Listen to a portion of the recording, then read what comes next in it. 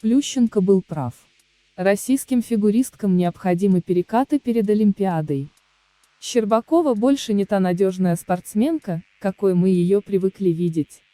Мечтать о российском пьедестале в Пекине становится все сложнее. Чемпионат Европы должен был стать проверкой для Анны Щербаковой.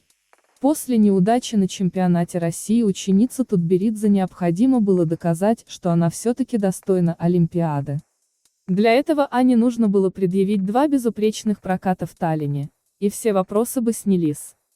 Но план провалился в первый же день. Щербакова показала свой худший прокат короткой программы за 2 года.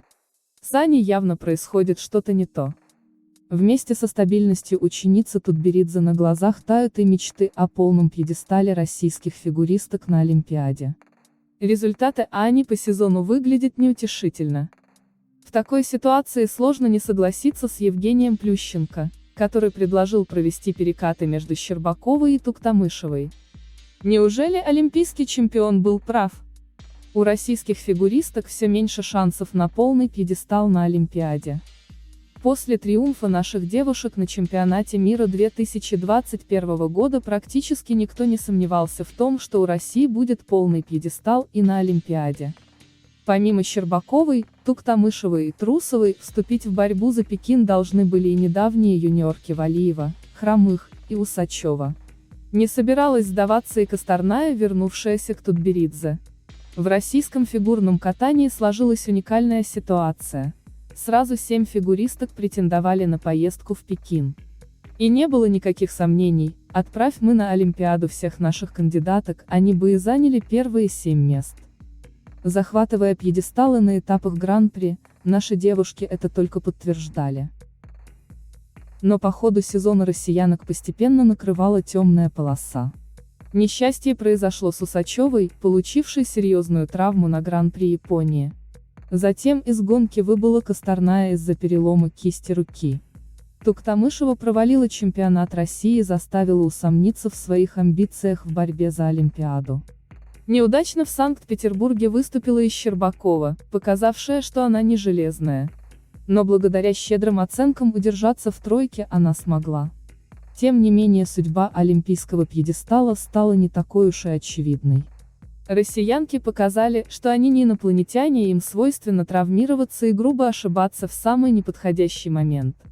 А значит, вешать на них медали Пекина преждевременно.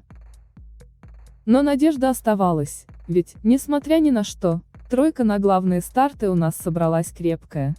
Валиева бьет на каждом турнире свои же мировые рекорды. Трусова стремительно набирает форму и накатывает 5 квадов. А Щербакова славится тем, что умеет собираться в самый нужный момент. Шансы на завоевание полного пьедестала на играх все еще казались неплохими.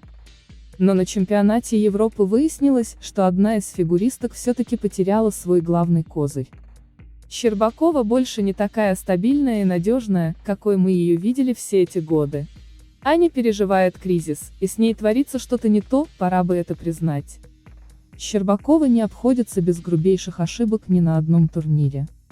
Сезон у Щербаковой сразу не задался, казалось, что из-за перелома пальца ноги. Но травму Аня залечила, а проблемы никуда не ушли. Ни на одном турнире в этом сезоне Щербакова не обходилась без грубейших ошибок. На контрольных прокатах в короткой программе Аня осталась без каскада, а произвольную откатала без четверных. На турнире в Будапеште в короткой программе Щербакова не докрутила Ридбергер в каскаде, а в произвольную упала с четверного флипа и допустила недокруты на каскадах Лутц Ридбергер и Лутц Ойлер-Сальхов. На Гран-при Италии фигуристка в короткой программе сдвоила тулуп в каскаде с Лутцем. Произвольную откатала чисто. На Гран-при Франции Аня упростила короткую программу, заменив Лутц Ридбергер на более простой Лутц тулуп, благодаря чему откатала чисто. В произвольной она упала с Лутца. На чемпионате России у Щербаковой наконец получилась чистая короткая программа с каскадом Лутц Ридбергер. Однако на этом каскаде она ошиблась в произвольной, перед этим упав с четверного флипа. На чемпионате Европы в короткой программе Аня упала с тройного Лутца, оставшись без каскада. Получается, из 11 прокатов только 4 у Ани получились без грубых ошибок. Причем 2 из них были с облегченным контентом. Безупречный прокат с Ультра Си Ани показала только 1. Щербакова потеряла свой главный козырь – стабильность.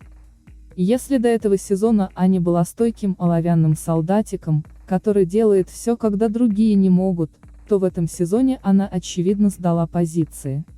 Возможно, фигуристка так и не смогла избавиться от последствий пневмонии, перенесенной в 2020 году.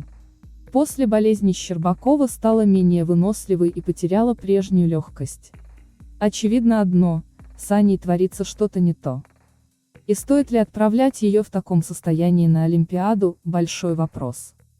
Туктамышева надежнее Щербаковой.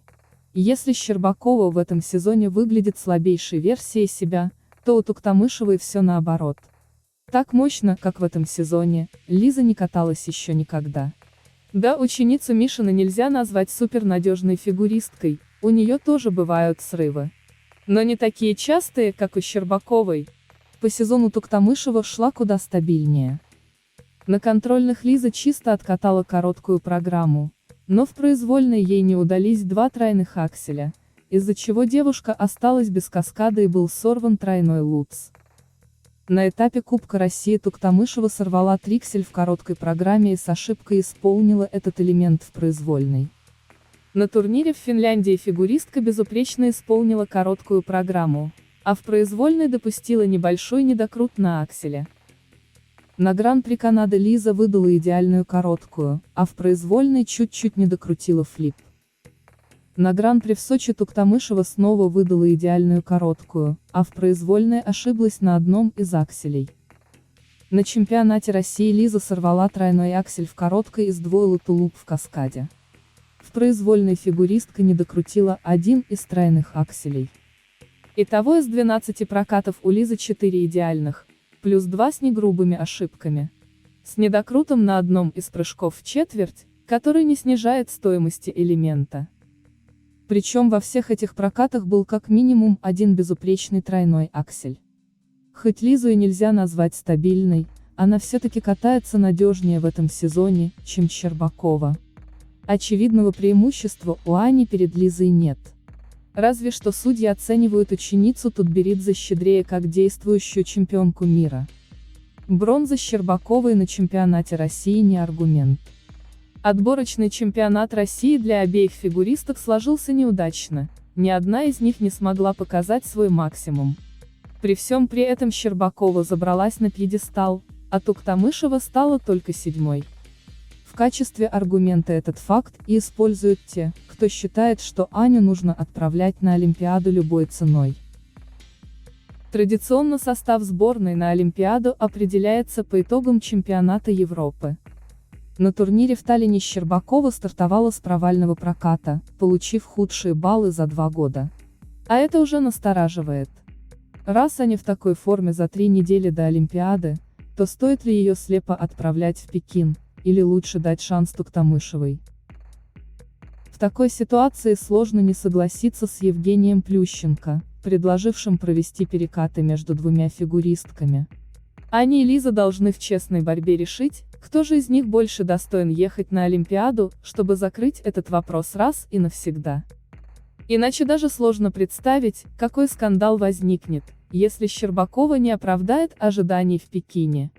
Честные перекаты пойдут на пользу обеим фигуристкам.